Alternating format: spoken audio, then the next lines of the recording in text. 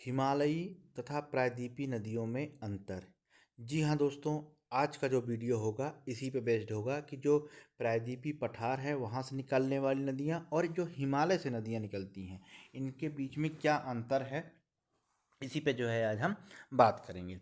नमस्कार दोस्तों, स्वागत है आपके अपने चैनल रुचि जीएस एकेडमी में। और हम इन नदियों के बारे में जो है एक एक करके बात करेंगे। ठीक है, तो चलिए दोस्तों हम शुरू करते हैं। दोस्तों जो इस चैनल में पहली बार जुड़ रहा है या पहली बार देख रहा है और चैनल सब्सक्राइब नहीं किया है वो जल्द से जल्द चैनल सब्सक्राइब करें, साथ ही साथ बेल आइकन को जरूर प्रेस करें जिससे मेरे द्वारा बनाया जा रहा है वीडियो का अपडेशन आपके पास तुरंत पहुंचे। तो चलिए दोस्तों हम देख लेते हैं प्रायद्वीपीय नदियाँ और हिमालयी नदियाँ। दोस्तों सबसे पहले हम देखेंगे हिमालयी नदियाँ। ठीक है, तो इसके तहत जो है हिमालयन नदियाँ नई है यानी युवा अवस्था में है। ठीक है, नई है या युवा अवस्था में है। ठीक है, अब क्या मतलब होता है नई है या युवा अवस्था में है? तो दोस्तों जो युवा अवस्था होता है ना उसमें बहुत ही जोश होता है। ठीक है, और नई और उसी का एक वर्ड है नई, यानी वो जो नई चीज़ होती है ना उसमें थोड़ा सा अलग ही जोश और चमक होती है। तो ठीक यहाँ पर भी जो है हिमालयन जो नदियाँ हैं उनमें एक अलग ही जोश है, यानी जो वहाँ का पानी है वो एकदम बिल्कुल बहुत ही फ्लो में बहता है और निरंतर जो है बहता जाता है। तो कहने का मतलब ये है कि जो हिमालय से निकलने वाली नदियाँ हैं वो युवावस्था में हैं या नई है। ठीक है, दूसरा है हिमालय से निकलने वाली नदियाँ युवावस्था में है, यानी हिमालय की नदियाँ अभी भी अपनी घाटियों को जो है गहरा काट रही हैं। ठीक है, क्या कर रही हैं? गहरा काट रही हैं। ठीक है, तो ये हिमालय की नदियाँ नई हैं और युवा अवस्था में हैं। ठीक है, और क्या कर रही हैं ये नदियाँ जो है अभी अपनी घाटियों को जो है गहरा काट रही हैं। कैसे काट रही हैं दोस्तों? जब हिमालय से निकलने वाली जब नदियाँ निकलती हैं तो वो बहुत ही ऊपर से निकल रही हैं। ठीक है, और ऊपर से जब निकलती हैं तो जो पहाड़ को काटते हुए वो जो है निरंतर जो है मैदानों तक बहती हैं। ठीक है, तो दो पॉइंट है, हिमालय की जो नदियाँ हैं पहली नई हैं और दूसरा जो है युवा अवस्था में है। कहने का मतलब ये कि अभी अभी भी वो अपनी घाटियों को काट रही हैं। ठीक है, जो तीसरा पॉइंट है वो ये है कि हिमालय की नदियाँ मैदानों पर विसर्पण करती हैं। अब विसर्पण क्या होता है दोस्तों? तो मैंने इसके पहले जो है झील पढ़ाया था। ठीक है, लेक पढ़ाया था, भारत की प्रमुख लेकें हैं जिसमें से जो है हमने बात की थी झेलम नदी। तो झेलम नदी क्या करती है? विसर्पण करती है, और विसर्पण के कारण ही जो वहाँ का जो एक झील है बुलर झील, वो उसी के द्वारा बनी हुई है। ठीक है, किसके द्वारा बनी गई है? विसर्पण के द्वारा। ठीक है, तो नदियाँ क्या करती हैं? विसर्पण करती हैं। देखिए ऐसे होता है, ऐसे करते करते करते, ठीक है, जब दो विसर्पण आपस में मिल जाते हैं और वहाँ से क्या हो जाता है, ऐसे ऐसे निकली और फिर नदियाँ एक ऐसे ऐसे ऐसे निकली। तो जब ये क्या होता है फिर रास्ता अपना काट देती है नदियाँ, यहाँ से ना बह के फिर इधर बहने लगती हैं। ठीक, ऐसे तो ये वाला जो क्षेत्र है वो क्या बन जाता है? वो बन जाता है, मतलब कि वो एक प्रकार का झील बन जाता है। तो ठीक है, तो वो विसर्पण होता है। तो आप जाके ओरिजिनस एकेडमी में देखिएगा, आप वहाँ पर जो है दिखेगा। तो हिमालय की नदियाँ हैं वो विसर्पण करती हैं और कभी कभी अपना मार्ग भी बदल देती है, जैसे कि बिहार की कोसी नदी। ठीक है, क्यों? क्योंकि इनके जो बहाव है बहुत तेज होता है। ठीक है, ये तीसरा पॉइंट है। चौथा पॉइंट ये है कि हिमालय की जो नदियाँ हैं अपने उद्गम स्थल से बहुत दूर तक बहती हैं, यानी उनकी लंबाई ज़्यादा होती है। ठीक है, उनकी लंबाई ज़्यादा होती है। चाहे हम बात करें गंगा की, यानी 2525 किलोमीटर है, यानी 2525 किलोमीटर बहती है, या हम बात करें ब्रह्मपुत्र नदी की जो कि 2900 किलोमीटर बहती है। तो इनकी क्या होता है, इनकी जो है उद्गम स्थल से जहाँ वो समा जाती हैं वहाँ तक की ये दूरी बहुत होती है, यानी क्या होता है ये इनकी लंबाई ज़्यादा होती है। और अगला जो पॉइंट है दोस्तों, हिमालय से निकलने वाली, ठीक है, हिमालय से निकलने वाली नदियों में वर्ष भर जल रहता है। ठीक है, यानी वर्ष भर बहती हैं, और कहने का मतलब ये 12 मासी होती हैं। ठीक है, तीनों का मतलब एक ही है। तो जो हिमालय से नदियाँ निकलती हैं उसमें हमेशा पानी बना रहता है, 12 मास बना रहता है, वर्ष भर बना रहता है। उसके पीछे कारण क्या है? कारण ये है कि जब हिमालय से नदियाँ निकलती हैं तो वहाँ का जो ग्लेशियर है वो पिघलता रहता है, तो इसलिए पानी की मात्रा उसमें बनी रहती है, पहला। दूसरा ये कि बरसात के दिनों में क्या होता है, बरसात से भी जो है पानी बना रहता है। ठीक है, तो इसका कारण, मुख्य कारण है कि स्रोत, जो उनका स्रोत है हिमालय से आने वाली जो ग्लेशियर और बर्फ़ का जल है, जिससे ये साल भर अपनी नदियों में मतलब पानी जो है उसकी पूर्ति करते रहते हैं।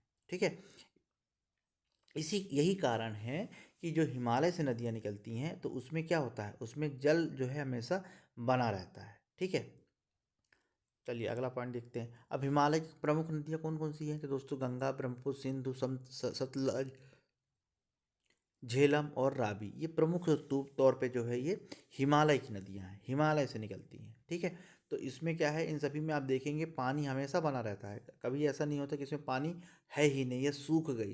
गंगा नदी कभी नहीं सूखती। कारण क्या है कि जहाँ से निकलती हैं वहाँ से जो है पर्याप्त मात्रा में जो है पानी निकलते रहते हैं। और मैंने आपको पहले ही पॉइंट बताया था कि ये नई नई है और युवा अवस्था में है। ठीक है, तो वो वहाँ से जो है पानी बहुत मात्रा में लेके आती हैं और पहाड़ को अभी भी जो है काट रही हैं। ठीक है, यही कारण है कि इनमें जो है पानी भरपूर मात्रा में है। तो याद रखिए ये सारी नदियाँ हिमालयन नदियाँ हैं। ठीक है, अब नेक्स्ट है प्रायद्वीपीय नदियाँ। तो प्रायद्वीपीय नदियाँ क्या हैं, तो प्रायद्वीपीय नदियाँ पुरानी हैं, प्रौढ़ अवस्था में है। ठीक है, कहने का मतलब ये बेसिक ये है कि इनमें ना उतनी तेज से बहाव है। ठीक है, केवल बरसात को छोड़ के जब उसमें बाढ़ आता है तो बाढ़ जैसे अब नदियों में आई तो उसमें ज़रूर जो है बहाव तेज होता है। ठीक है, इसके अलावा जो है बरसात ख़त्म तो उसमें जो पानी है आप देखेंगे बहुत सारी नदियां हैं, चाहे आप नर्मदा को ले लें, ताप्ती को ले लें, तो आप देखेंगे कहीं कहीं पर भी कि उसमें एक छोटी सी धारा के रूप में बहेंगी, बाकी पूरी नदी जो है उसमें पत्थर आपको आसानी से देखे जा सकते हैं।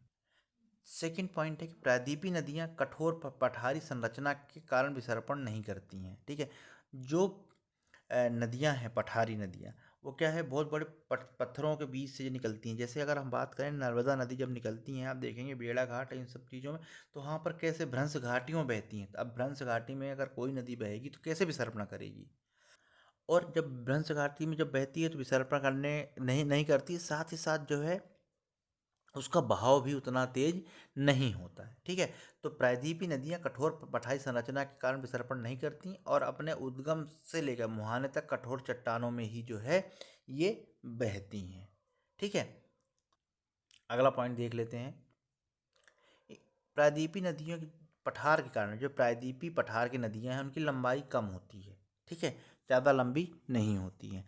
जैसे अगर हम बात करें चंबल नदी, चंबल नदी निकली और 790 या 96, ठीक है, ऐसे ही कुछ किलोमीटर है, एग्जैक्ट मुझे अभी याद नहीं आ रहा है, लगभग जो है 900 किलोमीटर मान लीजिए, 900 किलोमीटर के लगभग जो है वो समा जाती हैं कहाँ पर, यमुना नदी में। यानी यमुना नदी की जो सहायक नदी है वो चंबल नदी है। अगर वहीं हम गंगा की बात करें तो 2525 किलोमीटर यात्रा करती है, तो सोचिए जरा कितना अंतर है। ठीक है, अब इसके अलावा और बहुत सी जो नदियाँ हैं जो ज़्यादा दूर तक नहीं जाती हैं। ठीक है, और बहुत ही जल्दी जो है किसमें समा जाती हैं, सम अपने जहाँ उनको मिलना होता है या दूसरी किसी दूसरी सहायक नदी में जो है मिल जाती हैं। ठीक, चाहे दामोदर हो, स्वर्णरेखा हो, ठीक है, पेरियार हो, कावेरी हो, ये ज़्यादा दूरी की जो नदियाँ नहीं हैं। क्यों? क्योंकि ये प्रायद्वीपीय पठार की नदियाँ हैं। चलिए अगला पॉइंट हम देखते हैं। जो प्रायद्वीपीय पठार की नदियाँ हैं वो मौसमी होती हैं, यानी मौसम आने पे, यानी बरसात आने पर ही उसमें पानी आएगा। जैसे बरसात ख़त्म तो उसमें पानी नहीं आएगा क्योंकि उसका कोई दूसरा स्रोत नहीं है। लेकिन प्रायद्वीपीय नदी जो हमने हिमालयन नदी की बात की थी उसमें ग्लेशियर निरंतर पिघलते रहते हैं, बर्फ़ जब पिघली हुई है पिघलेगी, उसका जल जो उसमें सदैव जो है बना रहता है। ठीक है, इतने में बरसात आ जाती है तो बरसात का पानी भी जो वो निरंतर उसमें बना रहता है। तो प्रायद्वीपीय पठार की जो नदियाँ हैं मौसमी नदियाँ होती हैं, यानी वर्ष भर जल प्रवाहित नहीं होता है, केवल वर्षा के मौसम में ही जो है यहाँ उसमें जल प्रवाहित होता है। अगला देखते हैं। एक नदी अब अपवाद है, ये अपवाद है, कावेरी नदी। अपवाद क्यों है, चलिए हम इसको देख लेते हैं। क्योंकि कावेरी नदी में वर्ष भर जल प्रवाहित होता है। ठीक है, अब इसमें वर्ष भर कैसे जल आता है, कावेरी नदी में कैसे आता है, तो दोस्तों क्या होता है कि इसमें दो तरह के, एक तो दक्षिण पूर्व से, सॉरी दक्षिण पश्चिम मानसून से जो है जून से सितंबर तक जो है बारिश होती है तो उसमें पानी बना रहता है, और दूसरी तरफ जो है उत्तर पूर्वी मानसून से भी जब वर्षा होती है दिसंबर से फरवरी तक तो भी उसमें उसमें पानी आ जाता है। तो इससे इससे क्या होता है कि इससे उसमें पर्याप्त मात्रा में जो है जल बना रहता है। तो ये अपवाद है, अपवाद स्वरूप कौन सी नदी है? कावेरी नदी है। ठीक है, दोनों मानसून से वर्षा होती है। अब सोचिए कि जून से सितंबर तक हुआ, इसके बाद 2 महीने छोड़ के दिसंबर फरवरी तक फिर हो गया, तो क्या हुआ, इस दौरान उसमें पानी जो है निरंतर बना रहता है। ठीक है, कमेंट्स बॉक्स में आप मुझे बताइए कि कावेरी नदी कहाँ से निकलती है और कितने राज्यों से होकर गुजरती है। ठीक है, और आप जानते हैं कि कावेरी जो है कर्नाटका और तमिलनाडु का जो है कावेरी का विवाद भी है। ठीक है, तो चलिए अगला पॉइंट देखते हैं। अब प्रायद्वीपीय नदियाँ कौन सी हैं? नर्मदा, ताप्ती, गोदावरी, कृष्णा, महानदी, कावेरी, ये सारी नदियाँ कैसी नदियाँ हैं? ये सारी नदियाँ जो है प्रायद्वीपीय नदियाँ हैं। ये इम्पोर्टेंट वीडियो समाप्त हुआ। उम्मीद करता हूँ आप लोगों को बहुत अच्छी से समझ में आया होगा, और बहुत जल्द जो है हम ब्रह्मपुत्र तंत्र के बारे में जो है अगले वीडियो में जानेंगे। तो पढ़ते रहिए, वीडियो को लाइक करें, सब्सक्राइब करें चैनल को, और शेयर जरूर करें। नमस्कार।